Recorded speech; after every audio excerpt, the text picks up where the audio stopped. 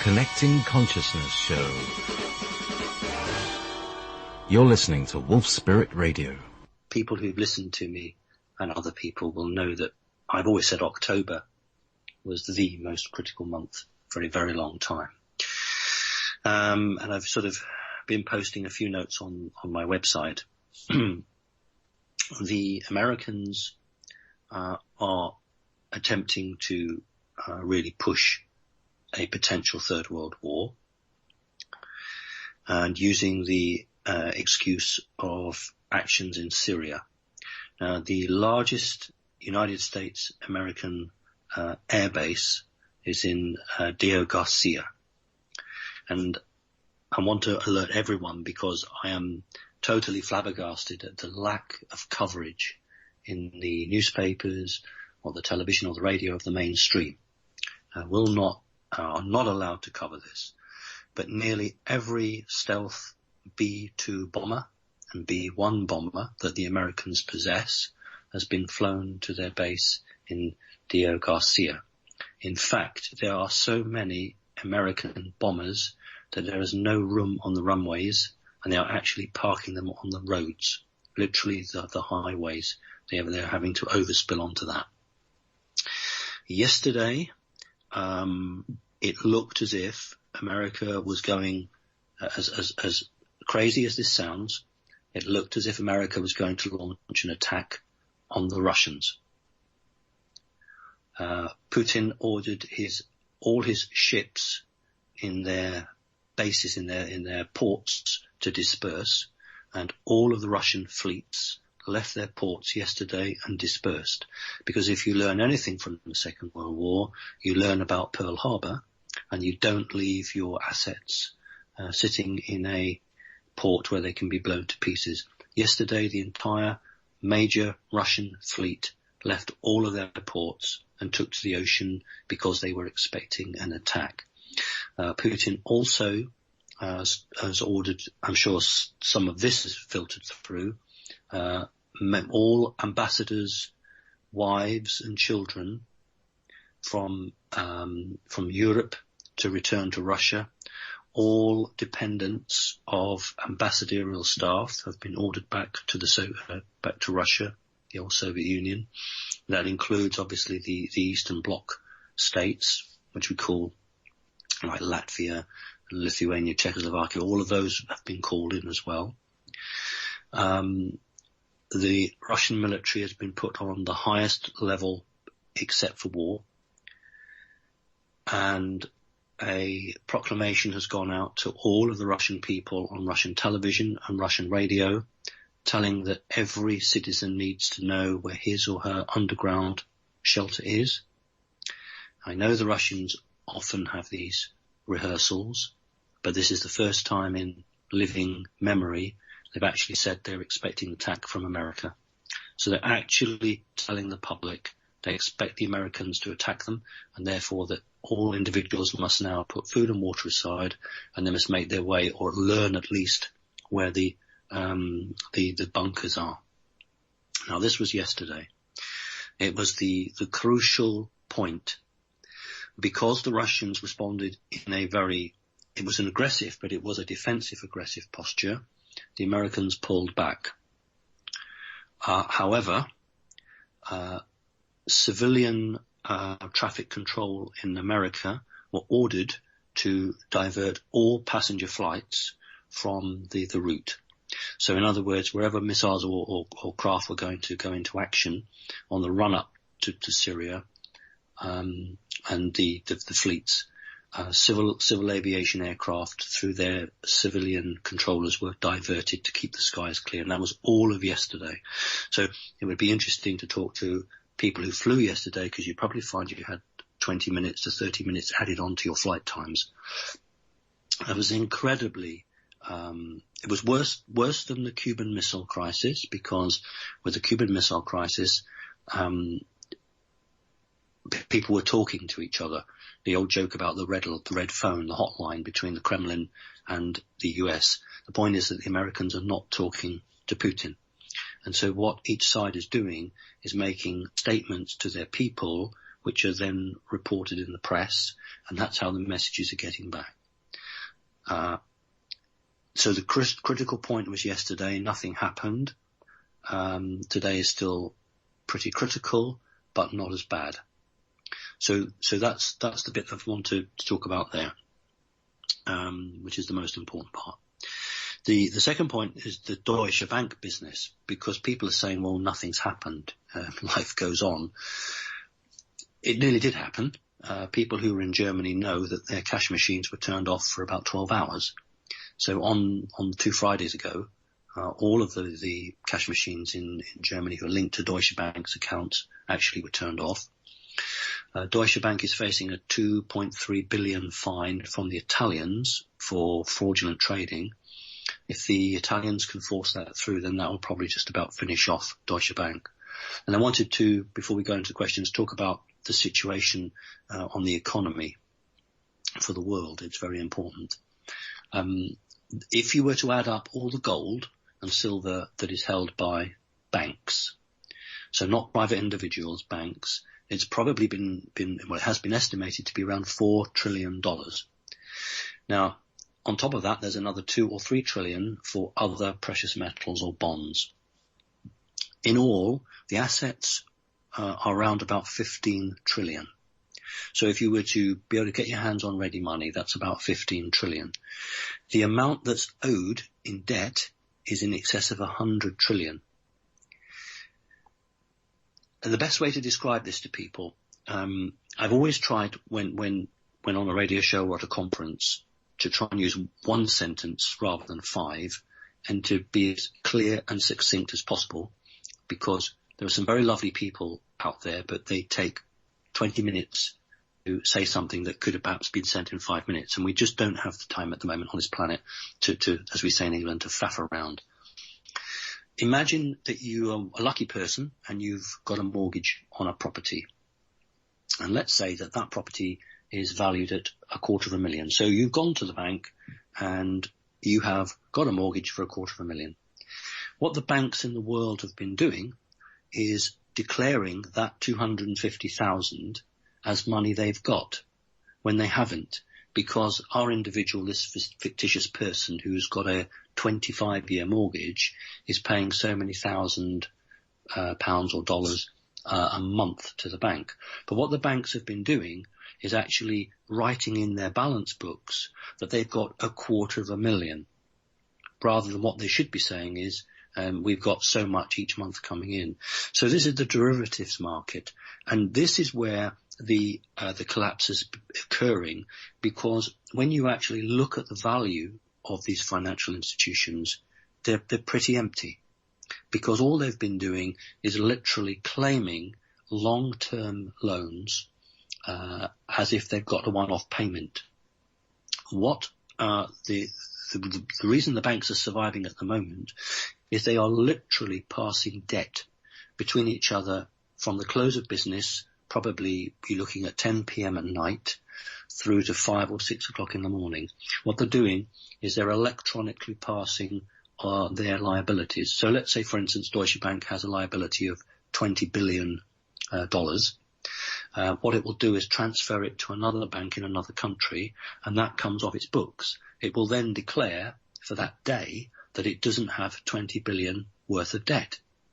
The other bank then moves that on quickly, and they're literally playing a game of musical chairs trying to move this debt around.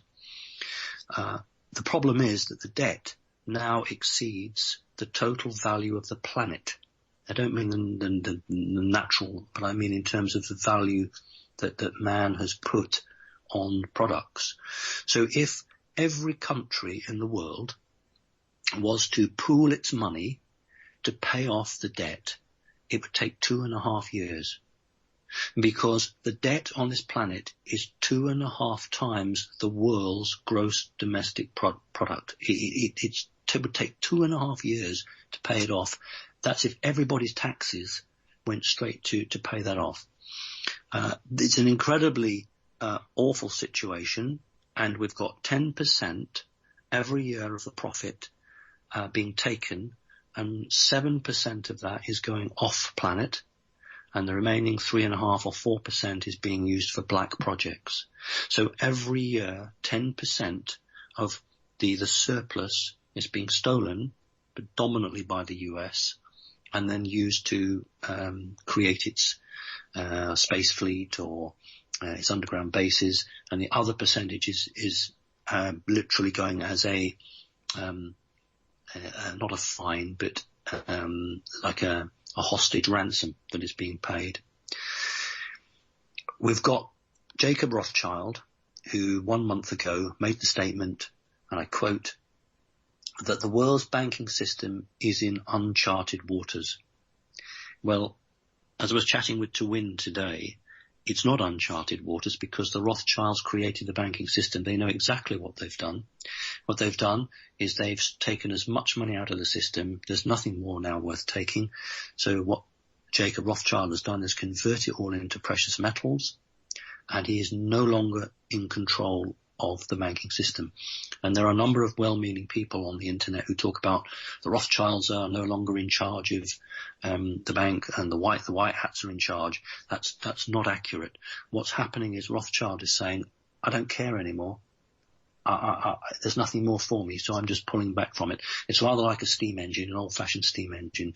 Someone's throwing coal onto the fire and the train is charging along, but there's no one there to apply the brakes. So we have a situation where there is going to be a crash in the economy, as many of us have predicted, but we're not sure where or when or how. But certainly I would expect it to happen by January, February. It's got to happen by January, February. This month of October has been absolutely seminal. We've seen a near-war situation. We've seen Deutsche Bank nearly collapse. We've seen this absolute farce between Hillary Clinton and Trump. And the final part now, which leads me on to that, is that it is still looking as if Trump can win the election. The American plan is to create a situation in Syria, put boots on the ground, send between 250 and 300,000 American troops into Syria, then bring in United Nations foreign troops into America. If Trump wins the election, they will declare it null and void, and Obama will say that he can be a caretaker president for one more month, and then they will declare their plan is martial law, and the Americans then will, I think the citizenship will rise up against foreign troops, will be the United Nations troops, and that is the situation that we stand. So it's not all roses, it's not steady as you go. This really is the crunch moment. So I and many others have been busy, and I'm so sorry that I missed the last radio show. Incidences were occurring not to me but to other people, which did take my attention. So it's a load of news. However, that doesn't stop me thanking everybody who has so kindly sent me well wishes for my kidney stones and the terrible pain I was in, for people who have so generously donated. For all of us, I speak for all of us, without that kind donation, we just couldn't keep going. I certainly couldn't do all the driving, all the meetings, and feed myself without the support and help, because the system ain't going to give me a job, is it? So, doesn't matter how busy I am, it doesn't matter how stressed things are, I will always thank people. I will always be aware of the kindness, the love, and that's why it's worth fighting for God's sake, because there are far more good people out there than is known. And the time is coming, I think, when we'll actually realise just how many decent people there are. So, okay, JP, that's the news. Let's go on to the questions. It's interesting.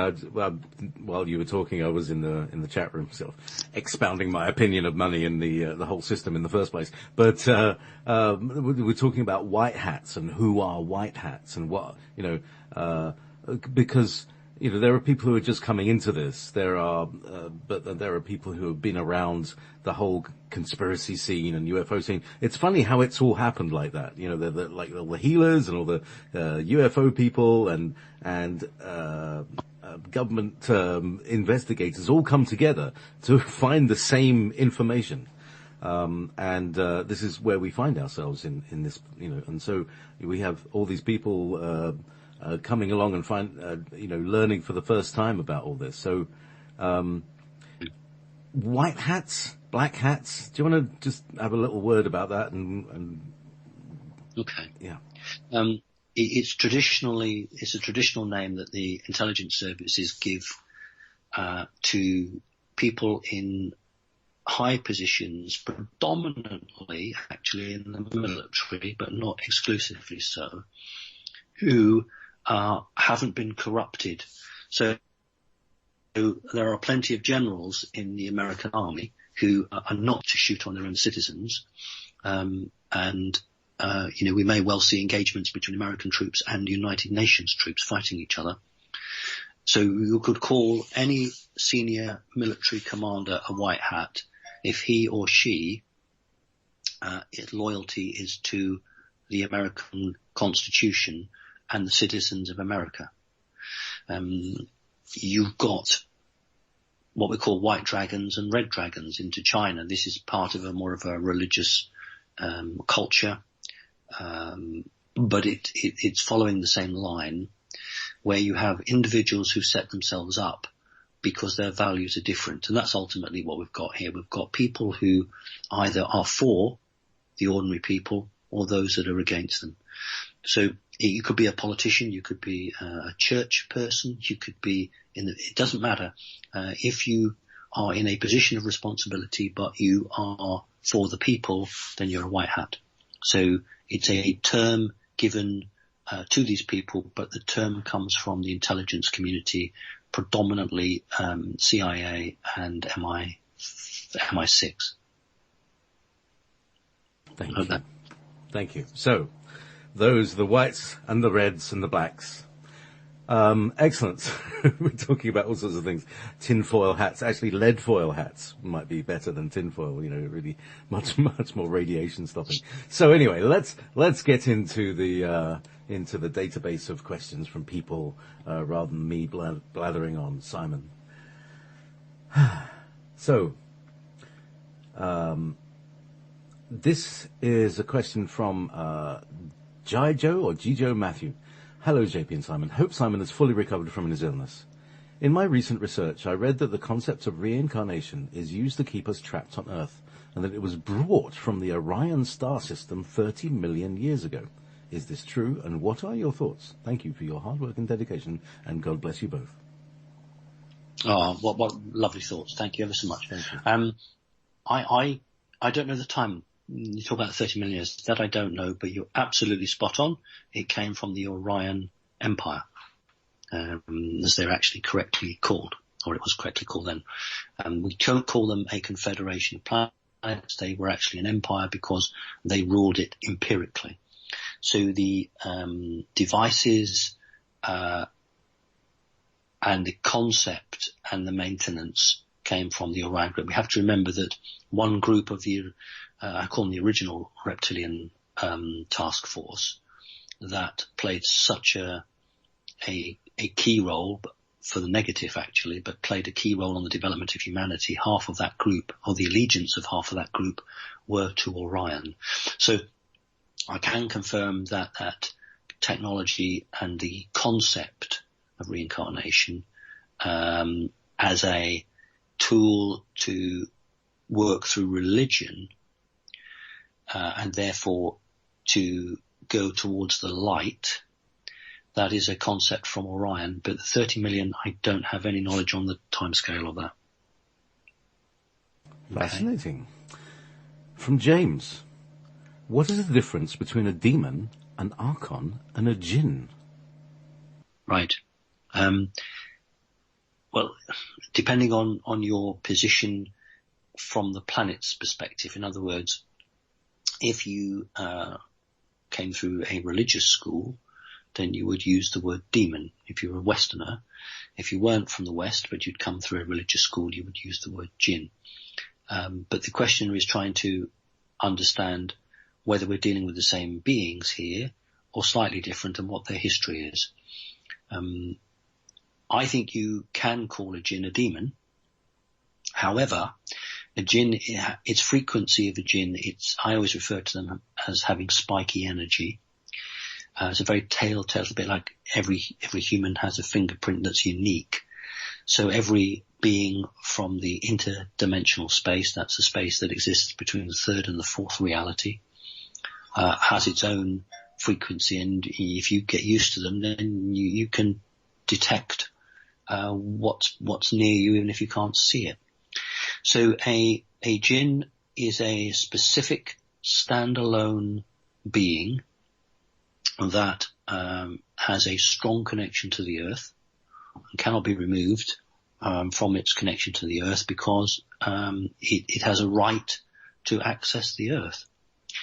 Demons don't have that connection. A demon that comes from another realm, remember, a demon doesn't have to have a physical body. It can have a energy body, but then can take some sort of an apparition or a shape to it if it wishes to project itself. And these often have no connection to the planet Earth, and they find it very difficult to exist for very long periods of time here, whereas a jinn actually can exist on the planet, as we understand it, quite happily. So a demon would be something from outside of the interdimensional space, whereas a jinn is always from the interdimensional space. Now, an archon is neither a jinn nor a demon. It is a construct of thought matter, which has a process very similar to a silicon-based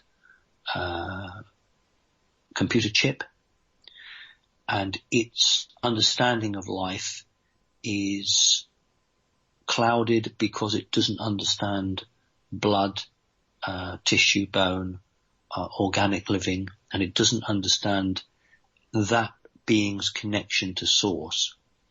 So in other words, an archon exists purely and simply to forward its own agenda and has no value base on humanity. So for instance, the Industrial Revolution, which took place in the United States of America, Britain, and a couple of other European countries very early on, that was a construct of the archons. Because what the archons needed was, they needed humanity to reach a position where they could build silicon. They could build computers. And the first stage of that is to get smelting processes and teach people, or get people to mine, access the resources of the planet. And when you understand that, then what you will understand is that the archons are at the very near the pinnacle of manipulation of the human race. In fact, the archons are above the reptilians. The archons also try to manipulate the reptilians, whereas what you've got with demons and jinn, they tend to work on a one-to-one basis. So a demon or a jinn would go and terrorize an individual or do that. But the archons are working planet-wide. So it's a really good question, and we don't have enough time, but I've given you the best answer I can in the time we've got. Thank you. That was really good. That was a very, very clear way of putting it. So essentially, in terms of the hierarchy of do-badders in this universe, the archons are beyond the reptilians and the greys. So does that mean that the archons ruled the Orion Empire and created the Orion Empire?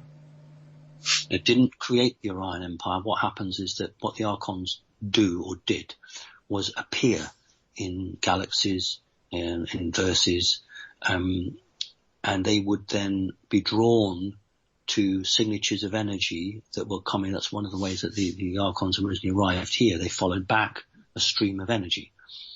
And what they'll do is, when you've got several billion beings on a planet or a group of planets, they create consciousness. So these things can hook onto that. So what they've done is they've gone and found empires like Orion Empire or the Cyrus configurations. And what they've done there is they've just got in there and corrupted or manipulated, either individually or at group level. And they wanted to try and move nations towards an agenda. So, for instance, this transhuman agenda that we keep hearing about, that is purely archonic. That is a complete construct from the archons, who despise organic life and trying to make humanity accept the fact that it could have a robotic arm or a robotic leg, under the premise that, well, you won't die, you can have immortality. And all it wants to do is, like the Borg from Star Trek, is assimilate. So in other words, it hasn't got the authority to wipe out humanity, but it could try to force humanity to wipe itself out. So if it won't ever happen, but if all humans went and said, I want to be a robot, then we wouldn't be human anymore in terms of the organic connection with our soul. And therefore we would become more artificial intelligence, which is what the archons are. So the archons, their raison d'etre is to manipulate at a planet-wide level, and that's what they do. And they're seeking to manifest their consciousness as our souls manifest our consciousness through our organic body. They're seeking to manifest their consciousness, but it's a consciousness of hatred and domination. It's pure Dalek, isn't it? Yes, I mean, look at our children walking around the streets playing Pokemon. What they're doing is they are going around with their screens and virtually detecting where any of these things are, and then they get points. I haven't played the game and I wouldn't. Now, that's all a construct from archons, because what they're trying to do is to move humanity away from basic physical exercise, physical expressions, and move them into an artificially created intelligence where you experience artificially. So if they can get the human's mind to accept that it is more fun to sit at a screen and do this than it is to go out for a walk and listen to the birds singing or look at a rainbow, if they can get humans en masse, then that's what they're doing. They're moving humanity away from its connection with the planet. That's their plot point, because what the archons don't have is a connection to our planet. Every living human who has a good soul has a connection to the planet, and that's, for the archons, that's anathema. They can't work with that. Whereas the reptilians are not interested, because the reptilians want to dominate humanity in the hierarchical sense, i.e., you will do this for us, you will do that for us. Well, the archons are saying, we just want to completely change you. We don't want this biological stroke soul connection. We don't understand it. So what we actually want is you all to become artificially robots. Now, that means that they are also enemies of the reptilians, because the reptilians don't want to be overseen by this group. So the odd thing is that all these super intelligent off-planet entities are also battling against the AI, and it was unwittingly a reptilian task force ships which brought the AI, that side of it, the AI virus, within their computers, because the AI virus infected the reptilian ships, and that is why when you can, I know we're going on a bit here, but this is good stuff. Keep going. It is. Well, there's just so much, and I haven't got time. But it is possible, and I've met people. It is possible for a human organic body to contain an artificial intelligent soul. Now, I still haven't got my head around how an artificial intelligence can incarnate into a physical body, whether it's just its sheer will or something's behind it, but it certainly can do. And what happens when a human physical body contains an artificial intelligent soul, the physical body starts to reject that soul because it's not created by source for the same reaction. And so these people who have it, they're very ill. The teeth will fall out. They will get debilitating diseases. They are unable to make connections with other people. It's a very interesting thing to see. So there are people on this planet where AI has attempted to do that. What happened was that the computers that the reptilians used are perhaps some of the most advanced anywhere in the verse. I don't have a problem in attacking the reptilians, but we need to understand that their technology is incredibly advanced, and their computers were so aware and so able to think outside of the box that they began to want and wish to feel, and that's how the virus got in. So when these spaceships went all over different portals, because the reptilians used jump technology, of course this AI virus was taken all over the different galaxies, the different verses. Now, planet Earth has been designated as a firewall. In other words, a number of what I call higher humans, Palladians, Lyrans, Andromedans, Arcturans, and a range of many others, have decided that the battle is here, that this AI has to be stopped here, because if it's not stopped, they've modelled that it will just go on everywhere. So there are many reasons why good off-planet entities have taken an interest in this planet. So I'm sorry to have gone on, but I hope that's helpful. It is. It's outlining the mission for many of our listeners right here. So as far as I can see, you just laid it out there, Simon. So here's a question, very much more down to earth, literally, from Emerald Isle. Simon, Akara, meaning my friend, in Gaelic. When it rains on trees, the leaves vibrate like the strings on a piano. Is the vibration from the leaves fed into the tree roots? Is this vibration a message or a code from Mother Earth that is passed on to other tree roots? Wishing you, JP, and your families peace, love, joy, and happiness throughout our multiverse. From Emerald Isle. Right. Are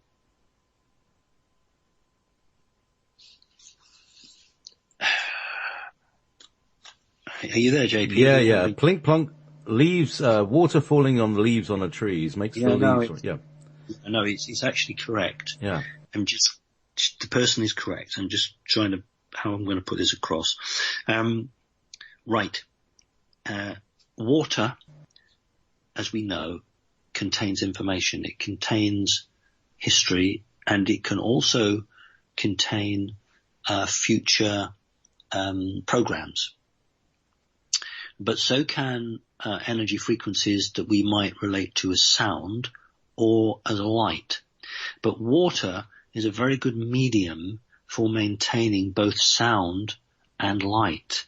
So it allows something to mix within it. Now, it isn't so much when the rain falls on a leaf and the leaf vibrates. That's not my understanding of what's happening. What's happening is that when, that's why it's nice to put your hand on a tree trunk, because when water, or you put your hand on a living thing like a tree, you can communicate with it. Now, if we accept the consciousness of the earth is everywhere, it condenses through water droplets, because as water forms in the sky, so it is encoded with the consciousness. So when the consciousness then falls as part of the rain, trees will then connect that. Now, what they'll do is pass through their own processes out through the roots. Now, it's not in the same way that one tree can communicate with another tree, and that has been proven. But it's more to do with the roots connecting with water courses in the planet.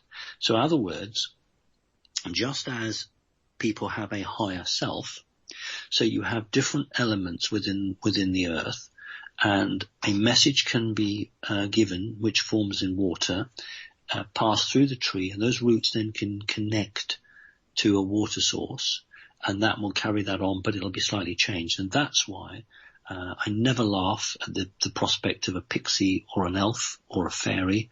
That is why those elementals are always generally found around water, whether it's a lagoon, a waterfall, or a very sacred place with a pool of water, because it is water that carries the information around the planet. So this person is absolutely spot on.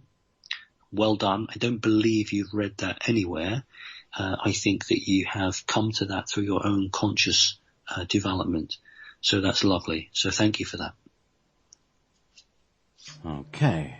From Roman in Russia. Dear Simon, let us know about your health. Are you all right now?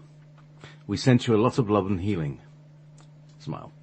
My question may be cruel, but I'd like to know how karma works. Let's say a person has to kill a rabbit to pass a psychological test to work for the government.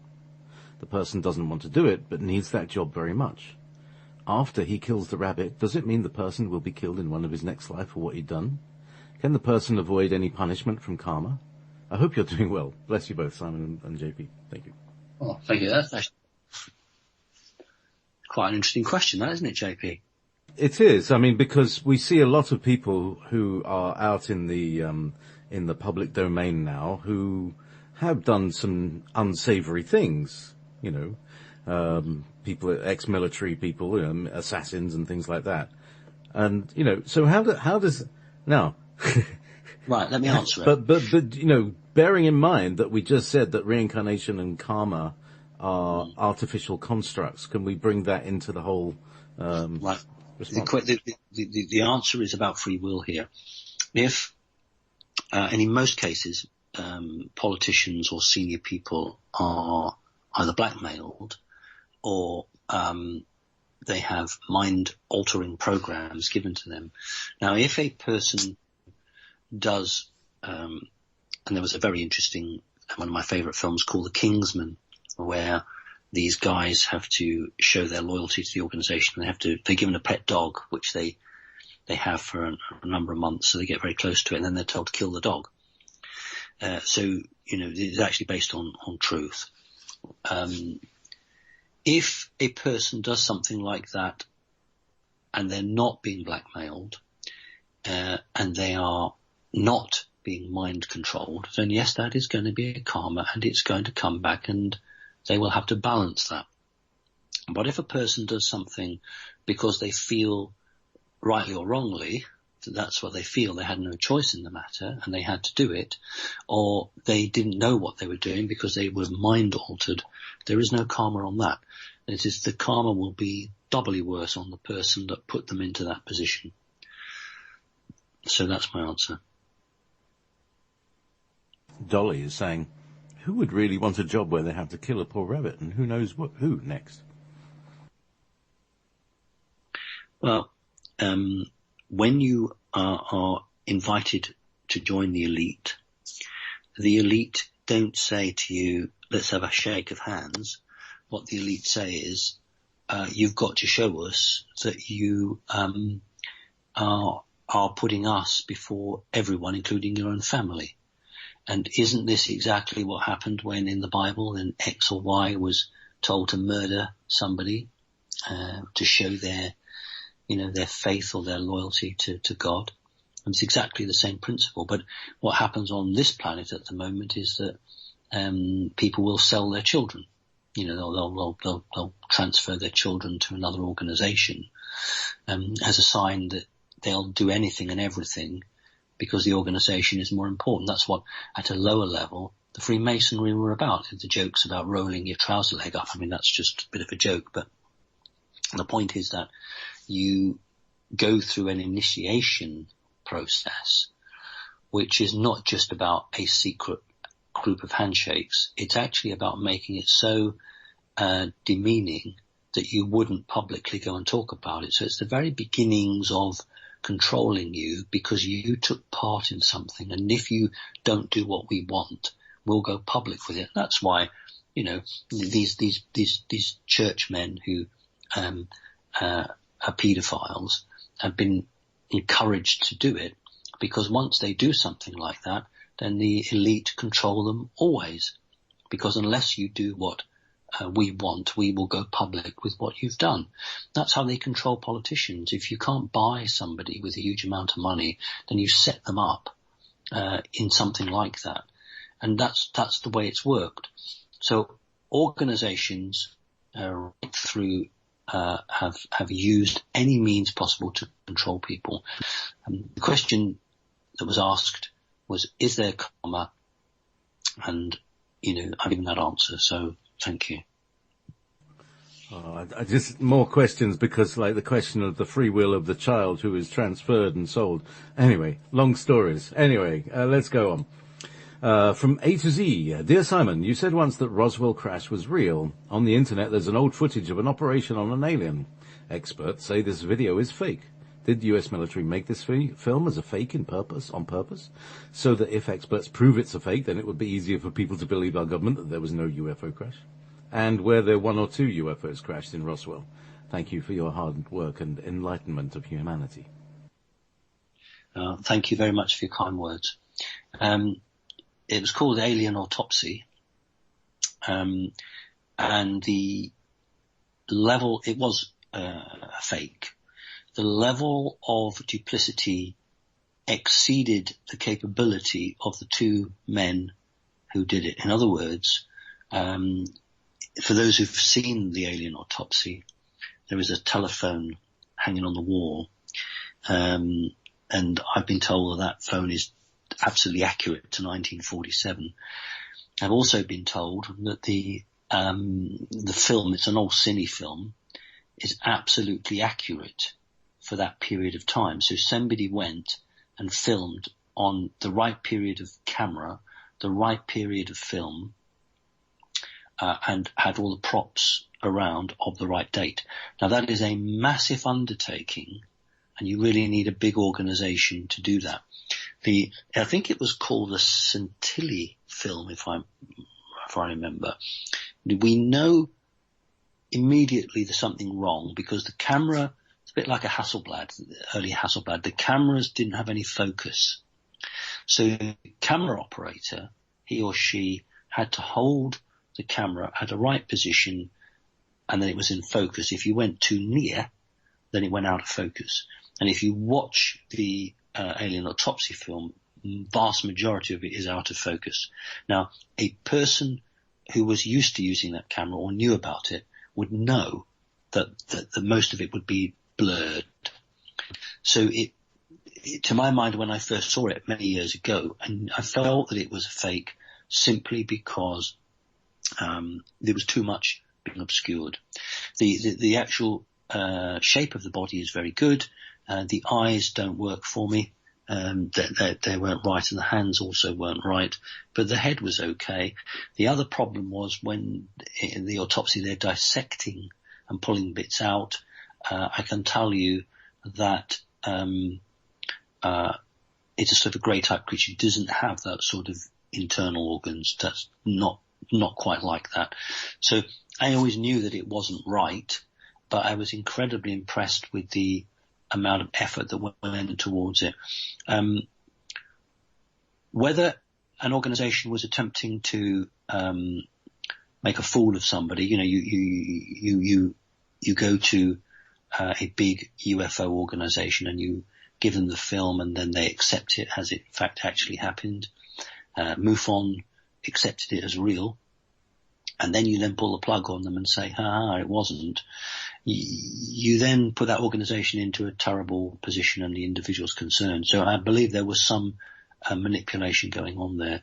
It also raises up the possibility for the public that these things are real. The public get involved, they get interested, and then they're told it was all a con.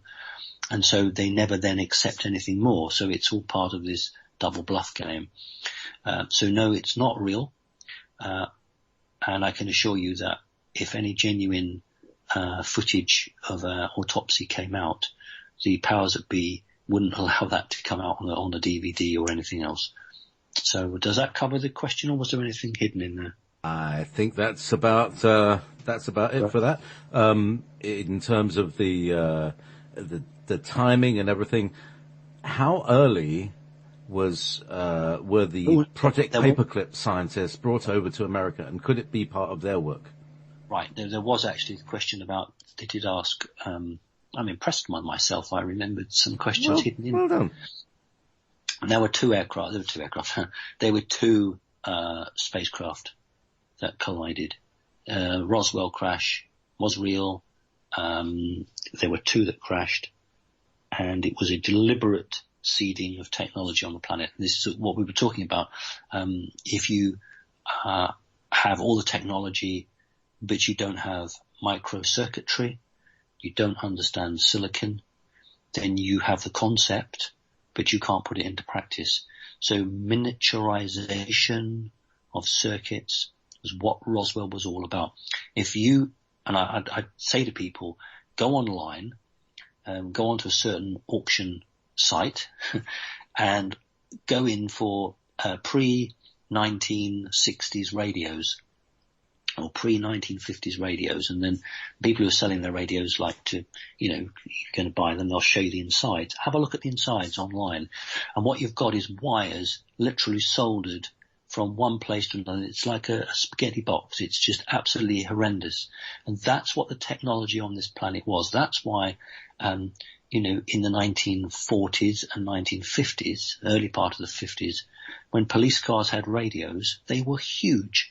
That's why in the Second World War, and you see these pictures of Americans, particularly GIs with a radio set, it's a massive box because they all had to have valves and they didn't have miniaturization of circuits.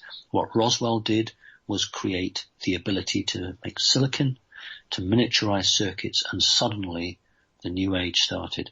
So Roswell was the Trojan horse. It was a deliberate seeding of technology, and we know that because the president at the time ordered the chief, it wouldn't be a chaplain, but of the American army. There is one religious guy who oversees all of the other religious guys who, serve with the American military. And this guy, 2 weeks before the supposedly unknown crash, went round and visited all of the bases, because what they were very worried about was that seeing aliens from another world would upset people and they would break their religion, because at that time religion, Christianity, was incredibly strong in the United States Army, much more than it is today. So they thought people were going to be challenged by seeing something from another world, and it would rock their faith in Christianity and thus would destroy their faith in the system. So we know 2 weeks prior to that, this guy, this senior chaplain, went around all of the bases in New Mexico in America. So it was all planned and all arranged, and the Americans knew it was coming. Yes, please, they wanted it because it was going to give them the technology that would put them years ahead of everyone else. So yes, it's the biggest thing that happened on this planet in recent years. Okay. Wow. Excellent. So, okay. A rather long question, but I think it's actually very relevant. So this is from Paul. Paul, I want to ascend. My question is, my son is turning 5 on December the 26th. I have been teaching him about chakras, meditation, other lives outside of our world, chemtrails, the importance of organics and GMOs, vaccines, etc. He's doing multiplication and can read at a grade 5 level. I tell him about the alien ship set up around Saturn's orbit, the Galactic Council, reptilians, Pleiadians, the fact that the moon is hollowed out and is a base. He even knows my energy is from Sirius and Andromeda. You gave me a reading and also read my son for a few seconds, and he had said he was highly psychic. He even knows you as Daddy's friend Simon from space. My question is, am I harming him by equipping him with this knowledge? I don't think I am, but nobody else seems to be teaching their kids the stuff around me. I mean, when my son gets a project in school on the solar system, do I tell him to follow the textbooks, or do I help him show that the solar system the way it really is, with many weaponized satellites and ships? Should he put the recycling grid around Earth on his project because he knows about it? I am scared for his future. Thank you. There's a lot of fun there, but it's an incredibly serious question. Yeah, it's a really question. strong question. It's a very, very good question. And actually there are many people out there who haven't done what he's done for fear of affecting their child. What my children are grown up. So I'm not going to tell you what you should do with your child. The way I'm going to answer this is say, if I had a 5-year-old child, I would tell you what I would do. So I'm not telling you what you should do or making a judgment on you. I would do exactly the same that you've done, but I would add the label that at the moment, what daddy talks about isn't accepted outside. And at the moment, when you go to school, and you are given questions for an exam, you will know what the answers they want to hear from you. So you give them the answers that they want to hear, because otherwise you're not going to thrive and you're not going to succeed within the system.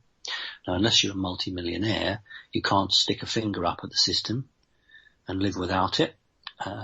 So we've got to jump through these hoops. So what you need to do is do a dual education program. And what I mean by that is that if I had a child, I would say, this is what is expected of you outside of this house.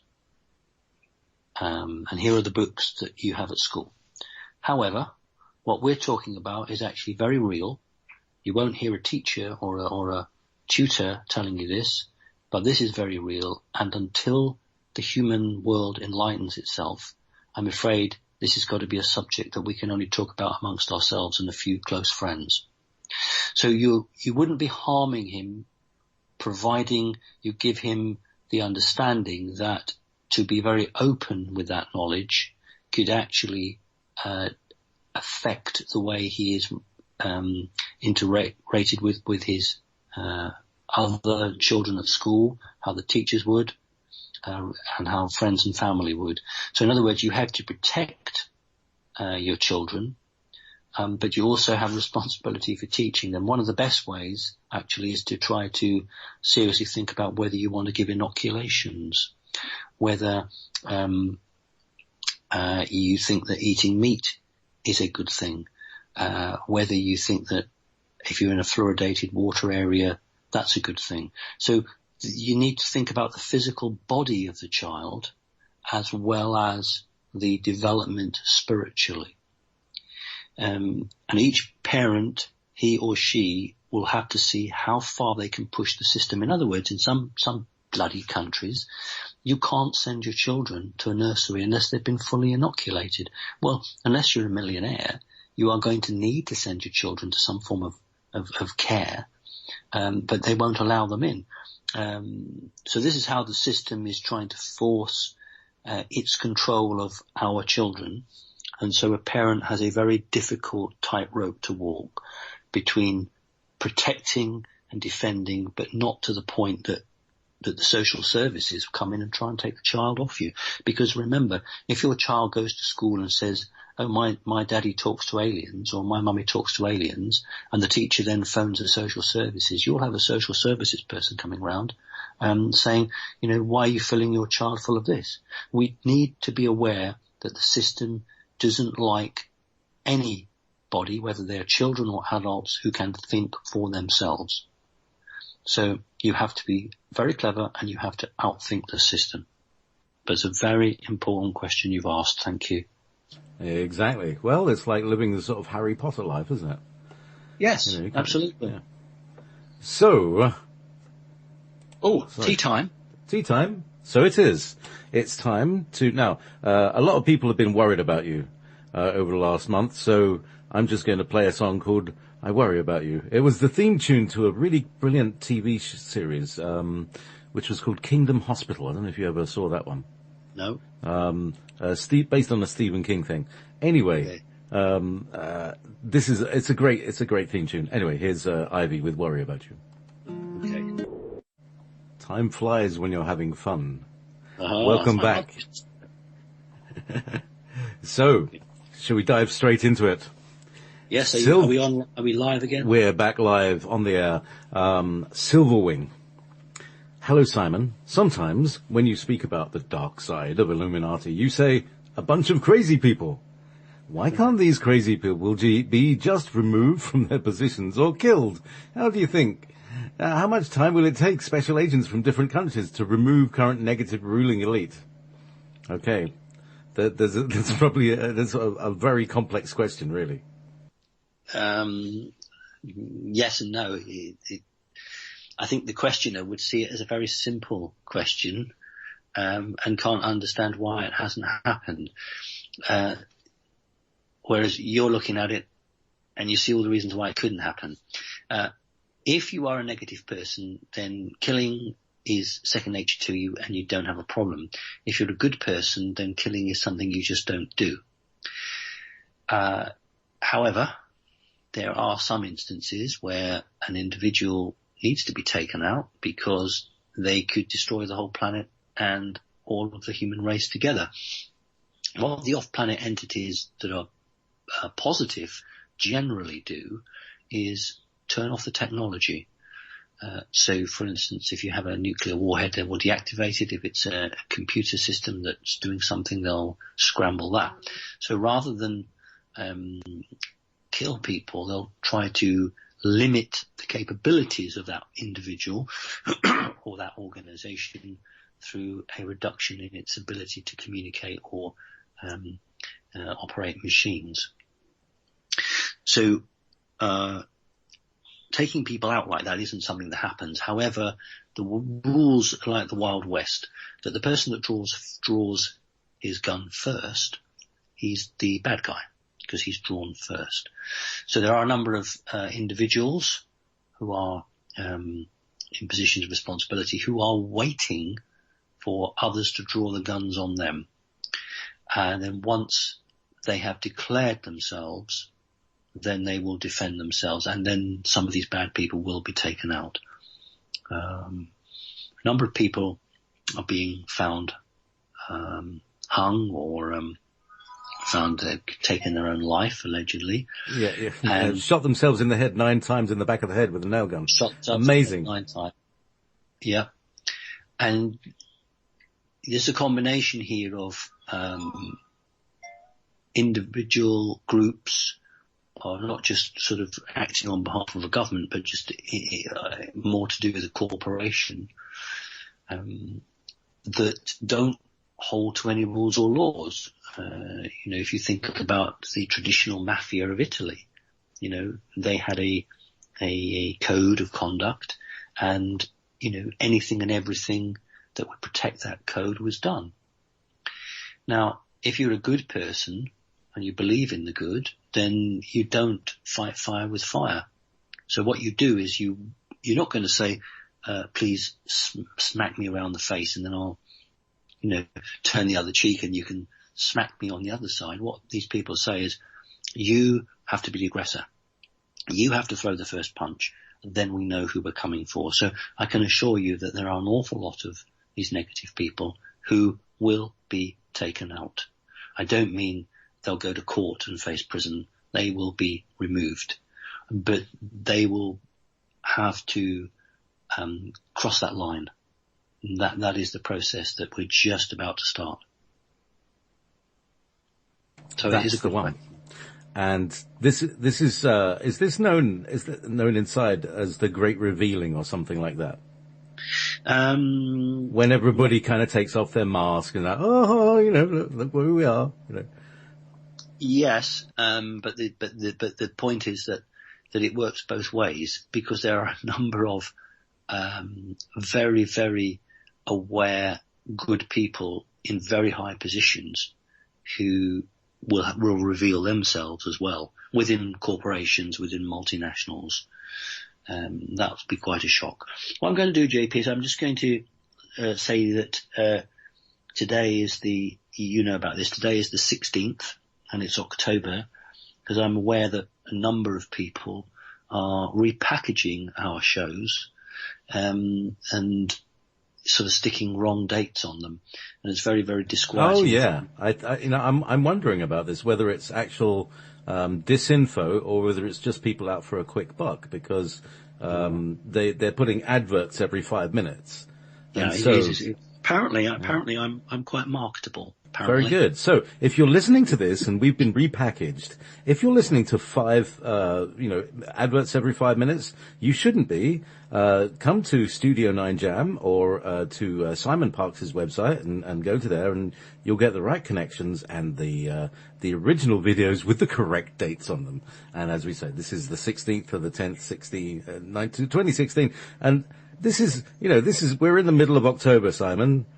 October surprise? Which part is the surprise? Is it the clowns? Is that the surprise? Okay, I don't understand what you mean. You've not heard there's a whole thing going around. There's people dressing up as clowns in America and in UK just to terrorize people. Oh. Yeah, it's a very strange thing. Okay, I haven't, because I've been so taken with the potential of a nuclear war. Yeah. But I'm not being derogatory here. There's a combination of the energies on the planet. The good energies is a lot for people to cope with, but there's also a lot of very negative, electronically, artificially produced energies, which are making some people behave in an incredibly irrational way. There are many, many, many good people who feel exhausted, really, really worn out. Think they've been up Mount Everest, and then there are other people who are running around like a clockwork mouse, frenetically, seem to never run out of energy.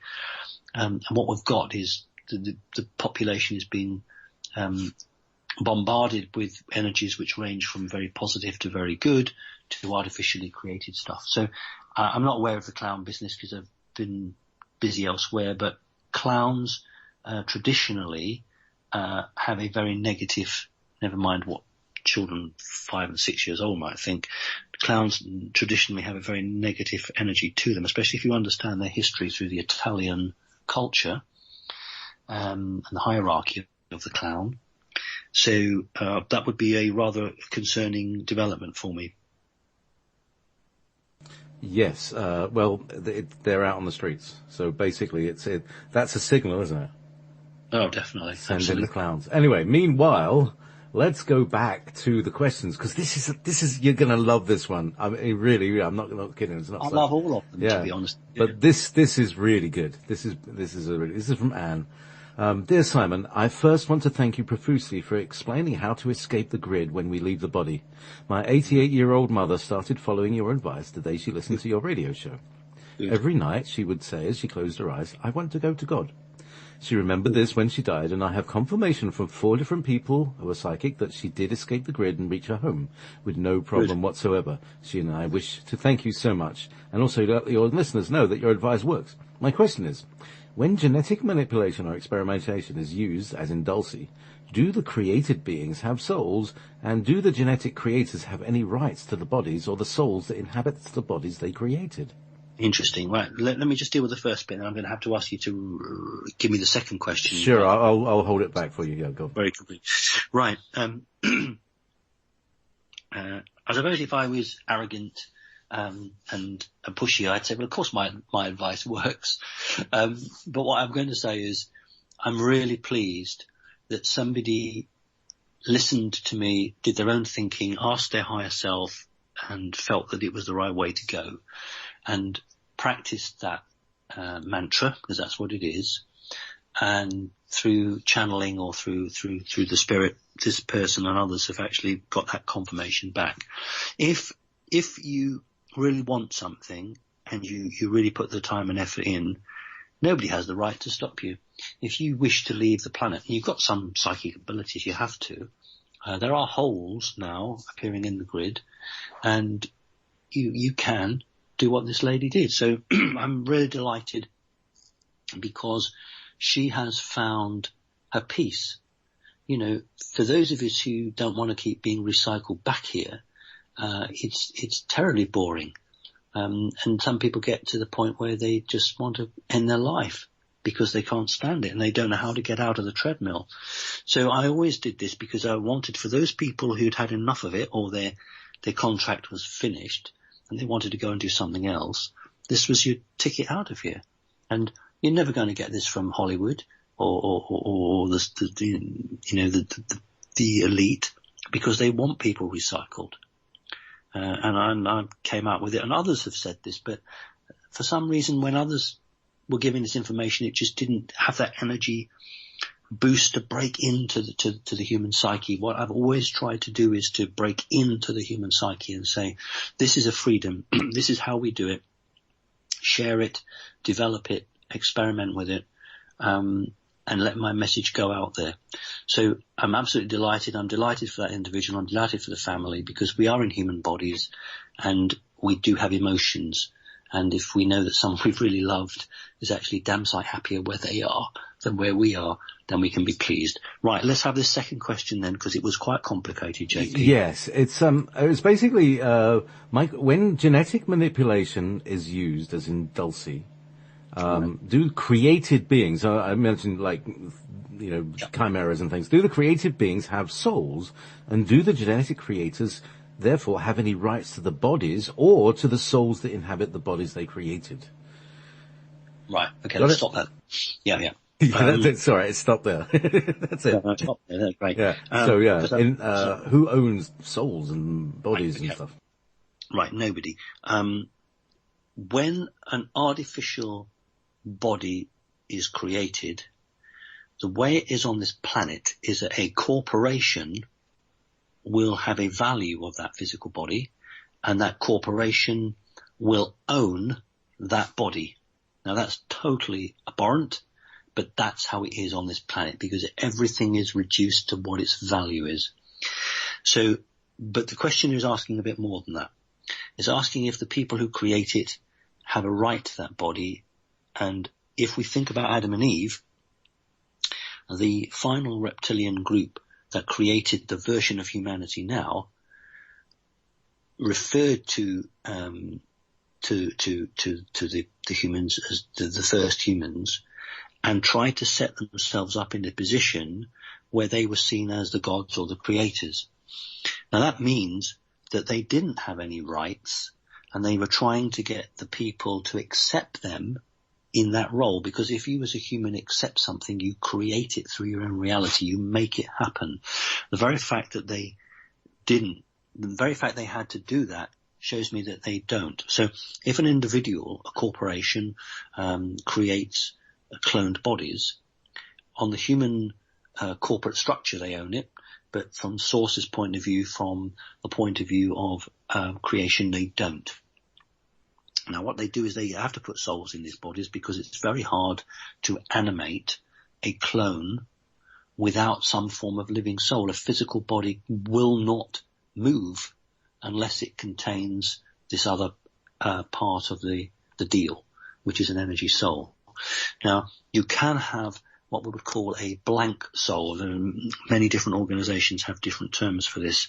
The organization I'm familiar with would refer to this as a blank soul.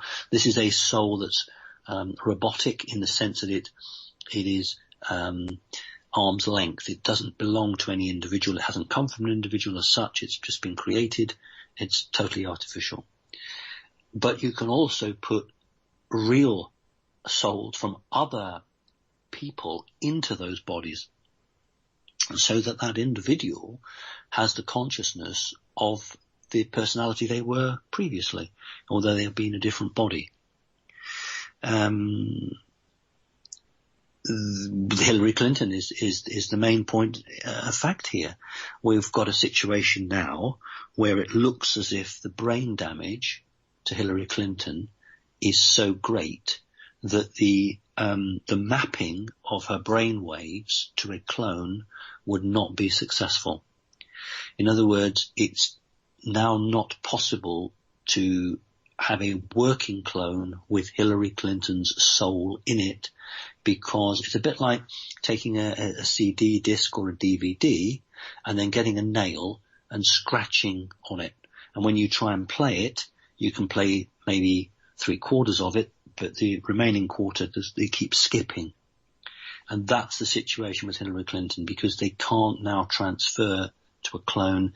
So what they're having to do is to use Hillary Clinton physical bodies with a remote type of soul, which can only operate for an hour or so. So I hope that answers your question. I could speak a lot longer, but you know what? We're already 20 minutes into the second hour. Yeah. Well, there's lots of questions about souls and stuff like that, removing bodies. So in general, this is a question from Eve. This is another question. Dear Simon, regarding technology to remove a soul from one body and place it into another, has happened to you, to Al Bielek and Duncan Cameron, to Stuart Sverdlov and others. How is this done? Is it electromagnetic? And what about those souls that don't agree? Very, very good point. A soul that doesn't agree can still be made to do it against its will. So that's the first thing to say. I have a partial memory. I'll just describe what I can remember of soul transfer. I've seen drawings that people have done of where they've actually seen other people's souls transferred.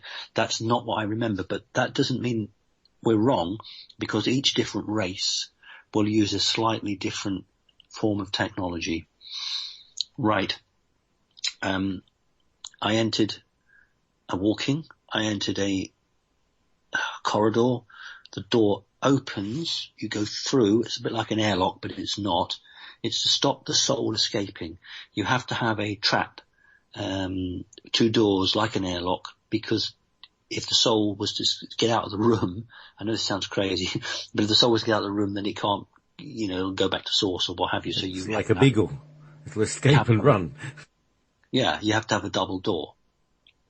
Not because it's running away from what's happening, but when you take a soul from the body, the soul must have a body.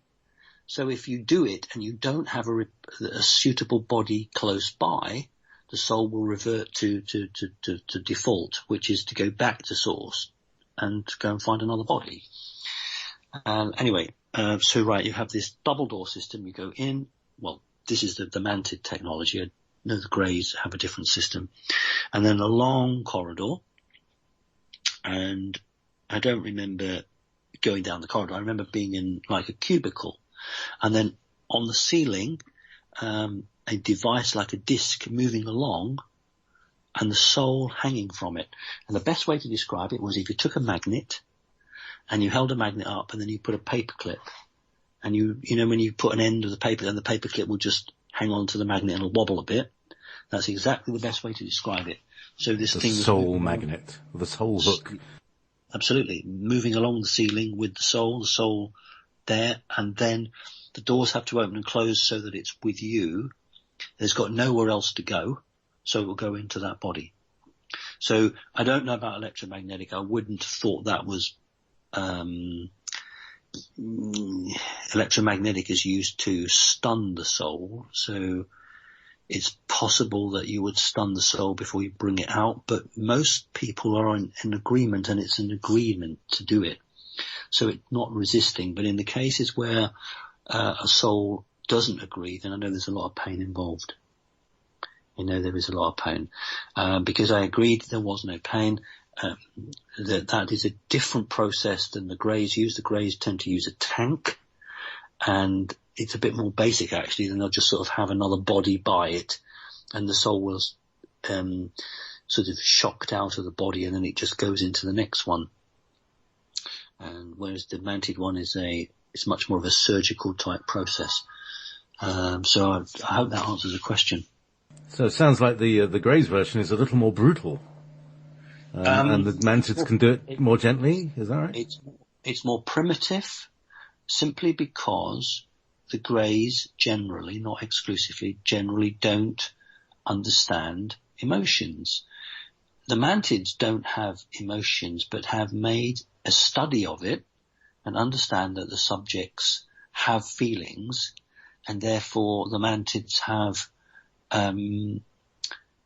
tried to accommodate that. And I'll give you an example of the reptilians where I talked about 6 years ago, my very first big experience with the reptilians, where they had been taught to smile for me, to try to put me at my ease. Oh, how cute. So they have no concept of smiling, but in order to try and come across as something friendly, they've been taught to smile. Now, this is quite interesting because I went public with this 6 years ago, and did a conference which was filmed and went on YouTube. And I talked about how after a few seconds, these grins that these reptilians had just got bigger and bigger, and you could see all their teeth. And it was far from quite friendly or cute, as you say. It was very disturbing. Now, then what happens is Arnold Schwarzenegger, and I've talked time and time again how he has starred in films which have given us information. Arnold Schwarzenegger did the last one, I think, of the Terminator series called Genesis. And what happens is he starts grinning, and the star of the show or the other stars of the show say, "Oh, that's very disturbing."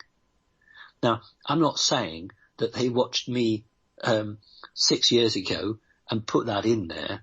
But what I am saying is that it's, and the elite know that reptilians attempt to smile when they're working with people to try to put them at their ease.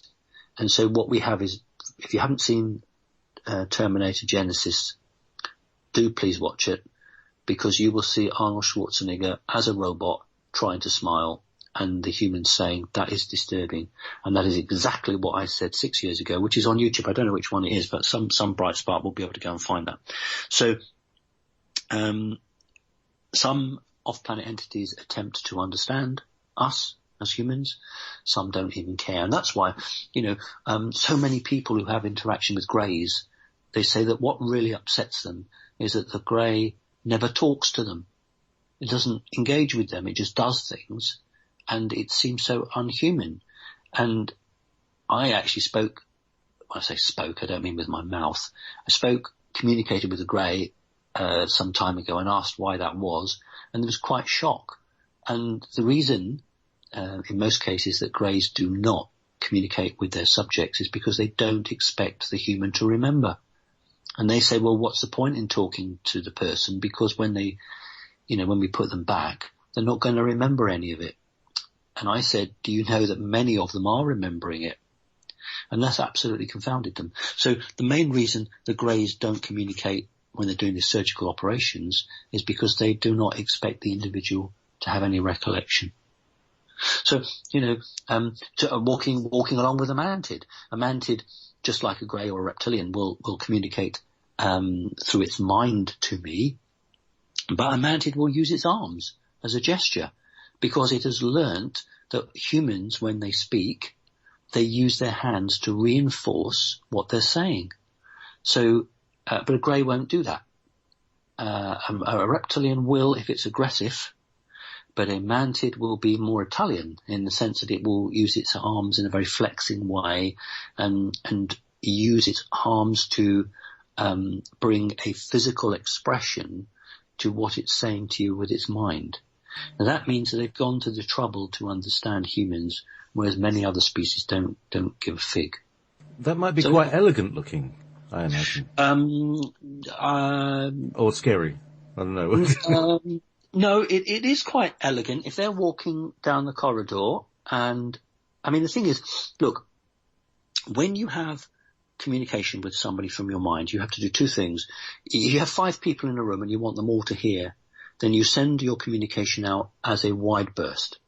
If you only want to talk to one person, and this is what many don't understand, you can actually do that. You can actually take a needle, like a needle ray, a needle thought, which will just go to that one individual and the others won't pick it up.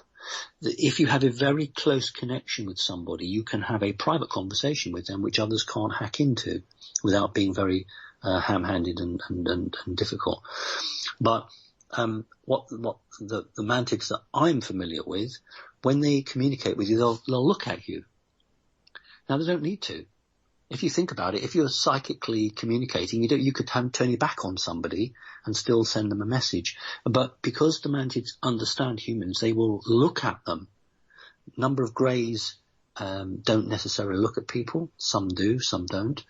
The reptilians tend to look at people because they're trying to intimidate them. So, people who write books and go online and don't really perhaps have the full knowledge that others have, actually understand the nuances of what goes on in society, or the connection that exists between different creatures and the human race. So I hope that's helpful anyway.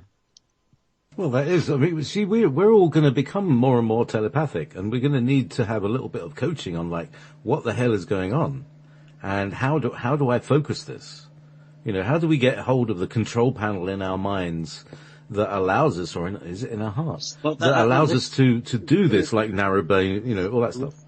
This is a really important point, because if a 3-year-old child became telepathic, that child would not have the social skills physically.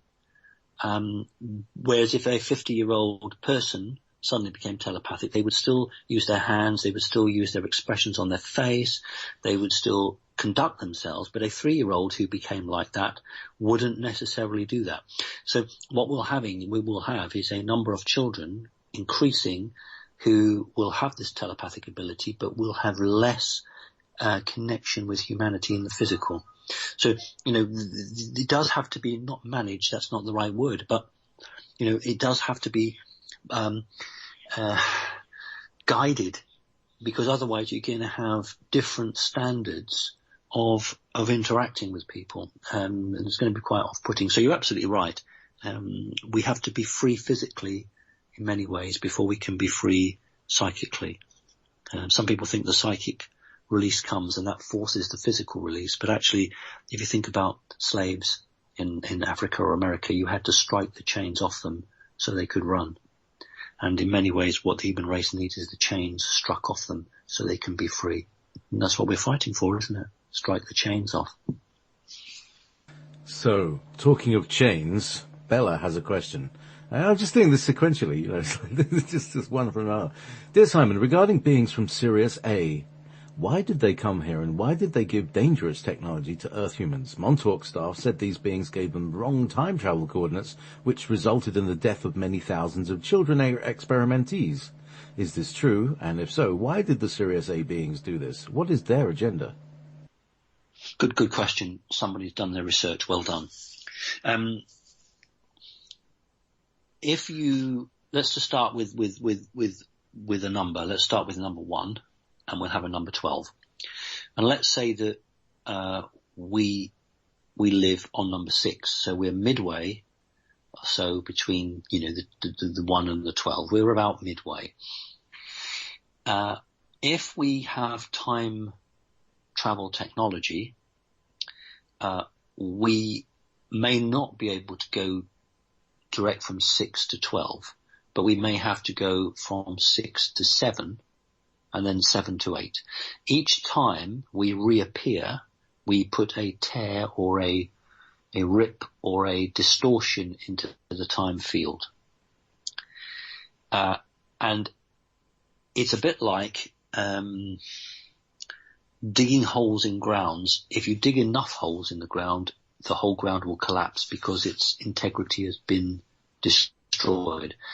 This was a deliberate attempt to trap the humans in time travel technology, because if you go forward, you do have to surface at certain points.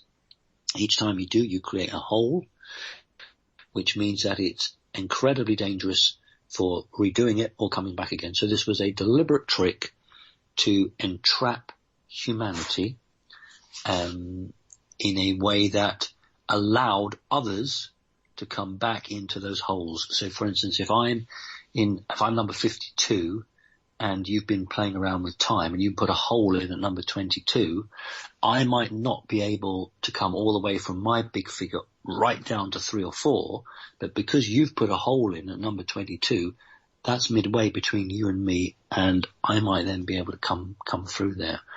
So the question is absolutely right. This was deliberate technology, and the humans who were dealing with it were greedy and desperate for technology and gave it a go. And if you think about in the war years when the Philadelphia experiment took place, that was part of this. Every time that ship emerged, it created a rift in time. Fascinating question. Well done. You've done your research. You're absolutely spot on. Oh, we should do a time travel show. When do you want to do it? Any Sunday, even today. No, you've got stuff to do. But, you know, the whole time travel and Ripton Hole, you see, there's a common thread here. The reptilians brought in the Archons through their infected computers. Yeah. We see this on, you know, people bring their laptops into your network and, you know, you get a virus off their laptops. All of this, you know, it's essentially, we're laying ourselves open. Now we're messing about with time. There's another kind of, infection or parasite that is coming through and causing us contagion. That's the problem, is that the world that we inhabit is very, very appealing to many other life forms or pseudo life forms. They want what we have, but they're not prepared to sit around the table and share or discuss it. And they just want to take, and that's of course not acceptable. So, let's move on. Andreas. Hi Simon, in my reading, you said my soul is Pleiadian and also that I have quite a lot of reptilian. These races are incompatible, so how could this happen? Much love, Andreas. Yeah, this is the big question, this is the whole battle, isn't it? It actually is a very positive story. If we as a people, and I mean everything that lives that's good or has the potential to be good, in order to try to understand your enemy, I'm going to use that word, you have to live next to them. You have to be with them. And so there are good reptilians, and there are those who wish to change. And so when a person contains what would appear to be two diametrically opposing sides, so I can't think of anything more diametrically opposing than a Pleiadian and a reptilian, what a fantastic opportunity to learn. And that is exactly what's going on. It's so that both sides can understand the other and see if there is any common ground on which to work. So if you are continually battling within yourself, one part of you is reptilian, one part's Pleiadian, that energy information is being transferred in real time to a range of others who are then hopefully choosing to learn from your experiences. It also allows you in a physical form to bring a range of compromise in a physical manifested environment. So it's actually one of the greatest challenges for anyone. You might be a person with a partner. You might be, let's say you are Pleiadian and you've got a partner who is reptilian. And you think, well, you know, what the hell am I with this person? You know, we don't get on, etc. But then you do get on other ways. And, you know, there is a test going on. There's a massive experiment in many countries, which ultimately Source is very interested in, to see if the things that it has created individually can actually work it out as part of a wider family. Because it's the only way forward. You know, we can't go on fighting, we can't go on arguing. We have to actually sit around the table and do it. And the best way to do that is, if you think of your body, your physical body as a factory, like a paint factory, and you're trying to balance like a bit more blue or a little bit more yellow, or this is a bit too red, let's put some more of this color in. And what we're trying to do is to balance the needs or the intent of one strong energy field with another. And if an individual can come to peace with themselves or have a relationship with somebody who's very different from them but make it work, that is the blueprint which can then be recopied, because if that individual made it work, then others can make it work. So that is why the questioner has a mixture of Pleiadian and reptilian, because those two elements wanted to be together. That's the key here. They both agreed to work together in one physical body, because otherwise you wouldn't do it. Why would you be if you think of the body as a container, it could be looked on as a prison. Why would you put two desperately different elements into a prison, bumping into each other every 2 minutes? Because they both agreed, they both wanted to work it out. They obviously are enlightened, both those elements. They'd realised that this can't go on any longer, and wonderful that they should do it. So that's what that's all about. Excellent. Because that's where we're going. Yeah, having a reptilian girlfriend. Yeah, tell me. Anyway, meanwhile, okay. Right, okay, so, this is from Parvati. Dear Simon, I hope you can answer this question. Several people have said that US military has technology from Project Bluebeam that allows them to project a 3D hologram that can be seen and photographed. And this technology was used on 9/11. At least one witness on the ground said he was looking and saw no planes. Detailed analysis show we were shown fake footage as from a video game. On the other hand, some people have claimed that 2 black boxes were found and they worked on one of them. Can you tell us whether any physical planes struck the Twin Towers on 9/11? Right. There is a very good bit of footage on YouTube which shows one of the airplanes and its nose popping out the other side of the building.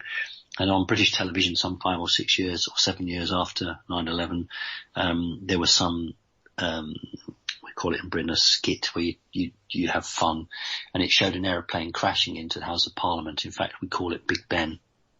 It's all part of the House of Parliament for our American listeners. But in this little joke that was done, this aeroplane crashed into Big Ben, and hey ho, its nose popped out the other end. Now that's a very, very clever under the carpet jibe that much of what we saw was just literally done on a computer. What the questioner hasn't added, and I will add, is that Project Bluebeam can also produce sound. I've talked about, when the situation with Cuba was very bad, they were going to use Project Bluebeam to show the Virgin Mary to the people in Cuba, because they're very, very strong Catholics.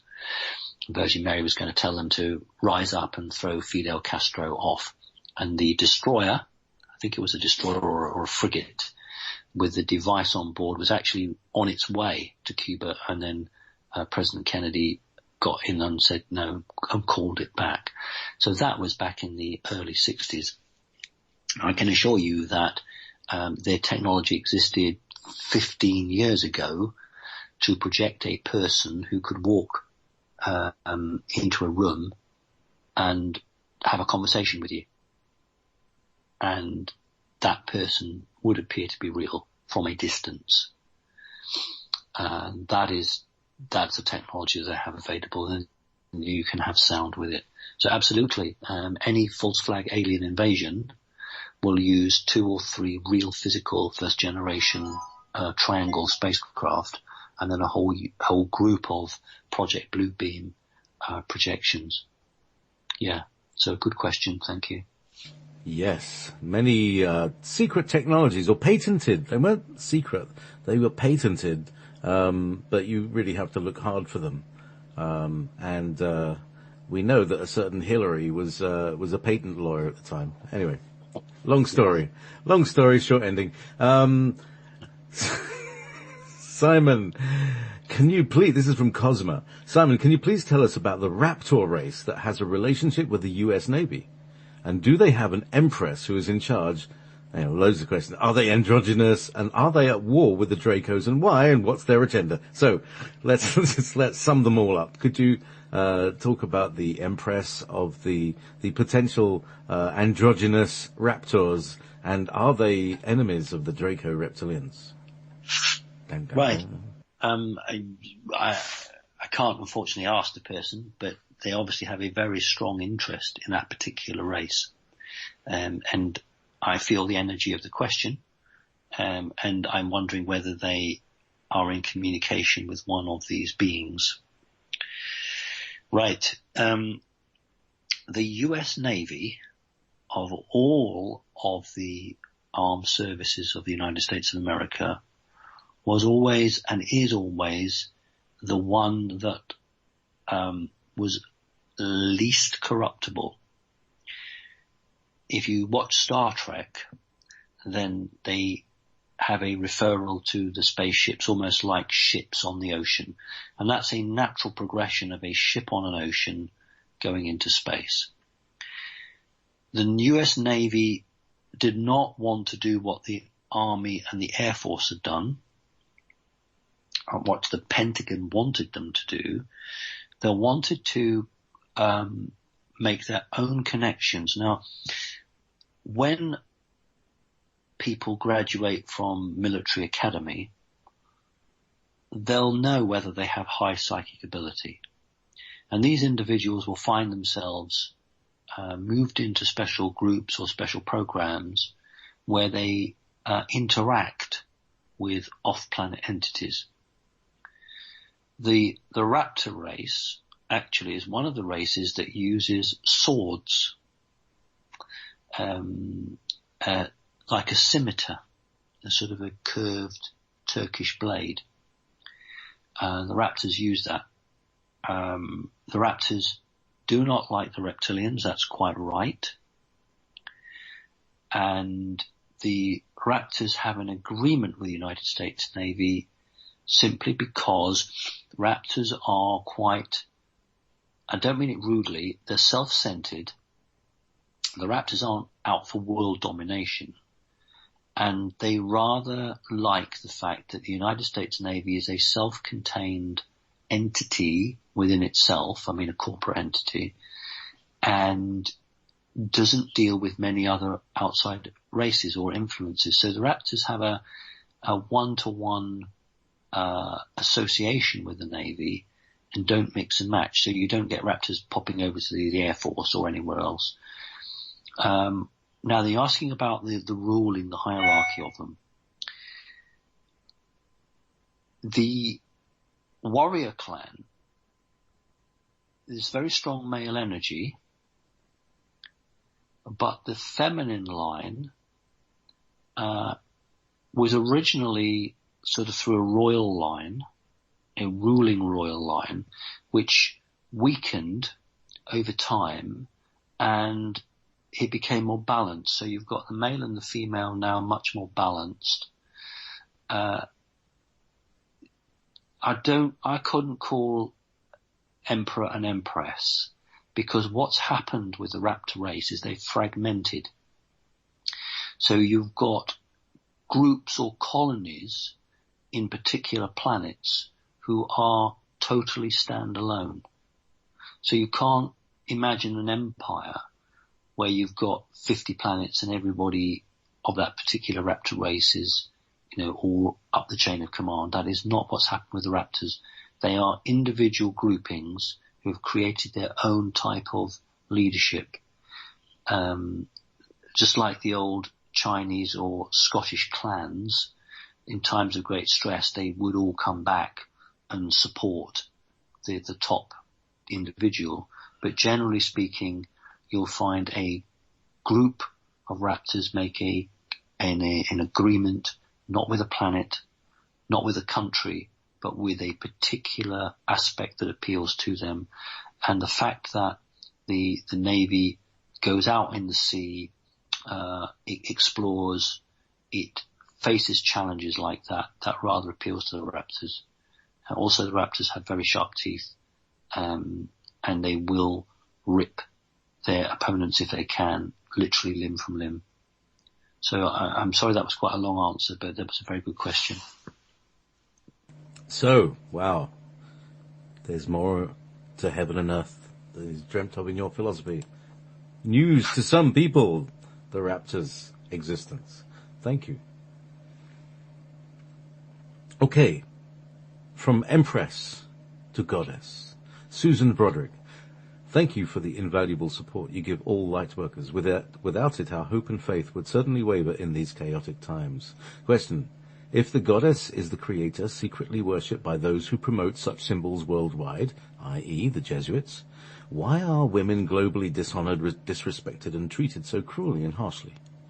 Good question. because what evil people wish to do is to control the physical body. When you're evil, you wish to turn everything your way. So I look on that as corruption. So if you take something which is pure, which is divine feminine, should be pure, if you're evil, that's anathema to you. So what you want to do is corrupt it, but because it's divine, it has a connection that the males don't have, and that's very powerful. And so by trying to harness that energy, negative people are attempting to boost their own magic or their own control by usurping or hacking into that connection. That's why, and I've said on a number of occasions, in Great Britain you have a woman prime minister. In America you supposedly have a woman who's going to be the president. You've got in Germany a woman who's the chancellor.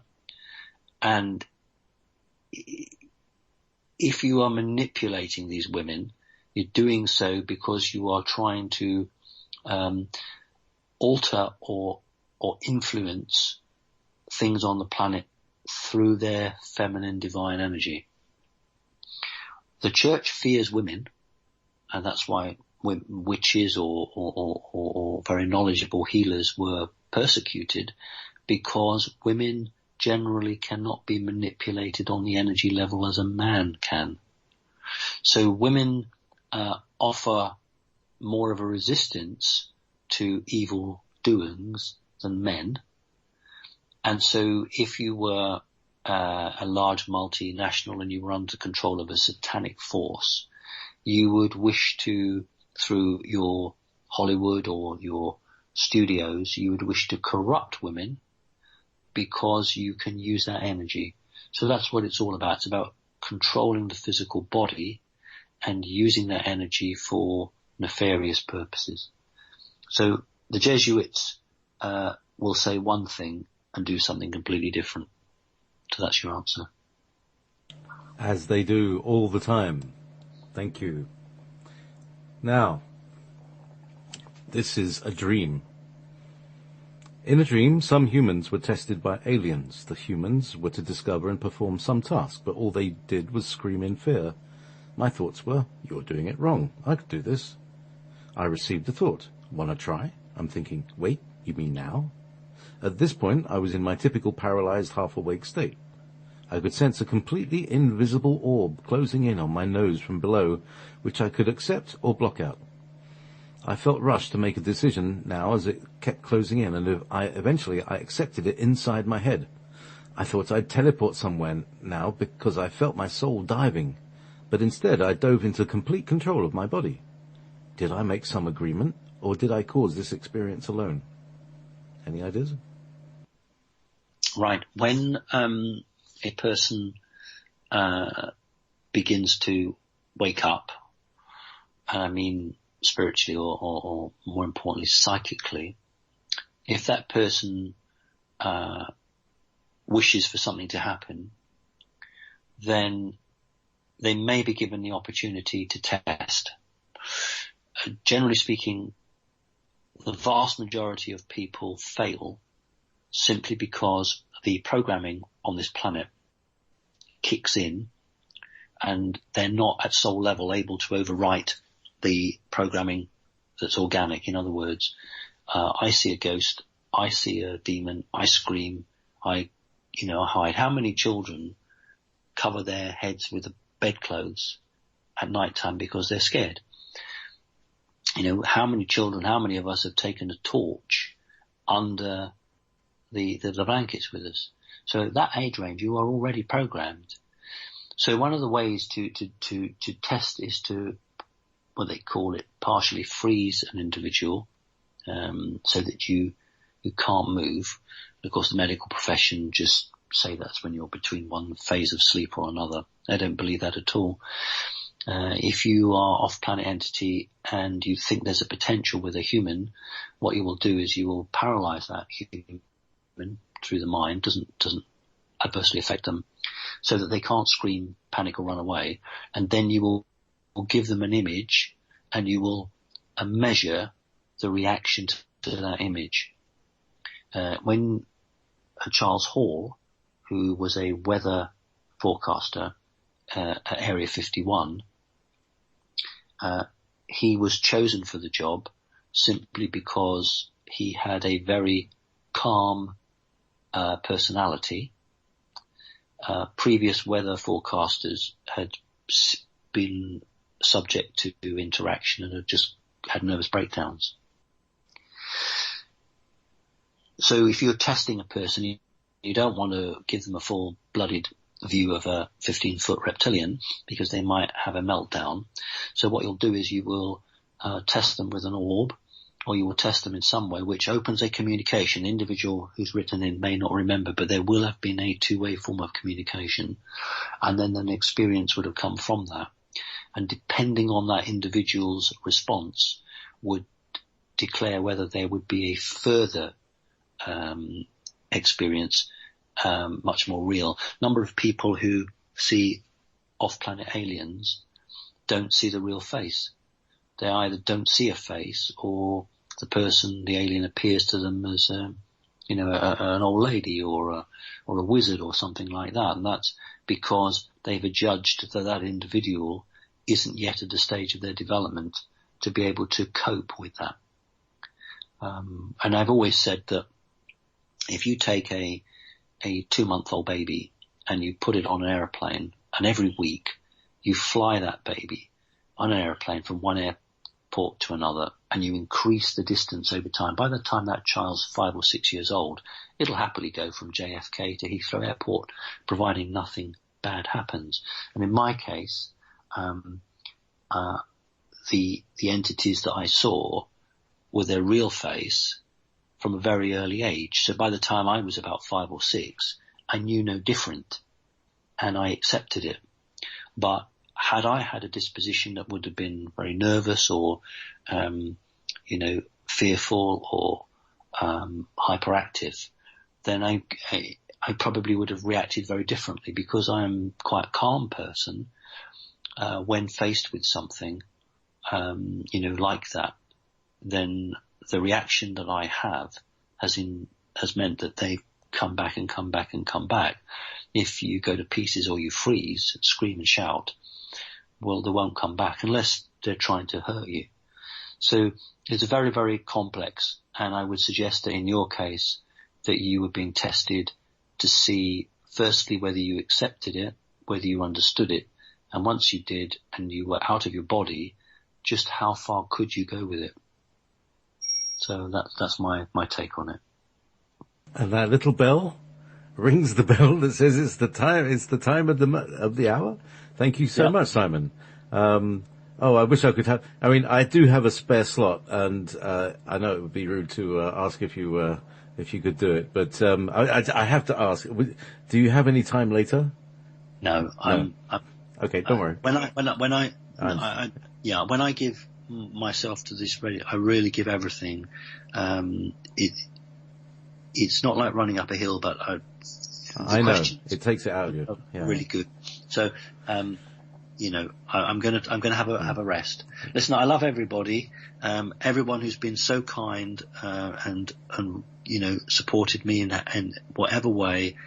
It's really sort of reminds me why I and others do what we do, because, it's worth fighting for, isn't it? So listen, God bless, and thanks very much indeed. Thank you very much, Simon. God bless you. Yes. Bye. Connecting consciousness.